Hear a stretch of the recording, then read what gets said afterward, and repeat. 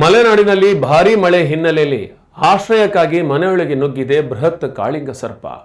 ಮನೆಯೊಳಗೆ ನುಗ್ಗಿ ಅಡುಗೆ ಮನೆಯಲ್ಲಿ ಅವಿತಿದ್ದ ಕಾಳಿಂಗ ಸರ್ಪವನ್ನು ಸೆರೆ ಹಿಡಿಯಲಾಗಿದೆ. ಸುಮಾರು 12 ಅಡಿ ಉದ್ದದ ಬೃಹತ್ ಕಾಳಿಂಗ ಸರ್ಪ ಕಂಡು ಭಯಭೀತರಾಗಿದ್ದರು ಮನೆಯವರು.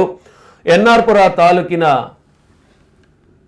ಶೆಟ್ಟಿಕೊಪ್ಪದ ಮಂಜುನಾಥ್ ಗೌಡ ಮನೆಗೆ ಈ ಒಂದು ಕಾಳಿಂಗ ಸರ್ಪ ನುಗ್ಗಿದೆ. ಬಳಿಕ ಕಾಳಿಂಗ ಸರ್ಪವನ್ನು ಸ್ನೇಕ್ ಹರೀಂದ್ರ ಅವರು ಸುರಕ್ಷಿತವಾಗಿ ಅಭಯಾರಣ್ಯಕ್ಕೆ ಬಿಟ್ಟಿದ್ದಾರೆ.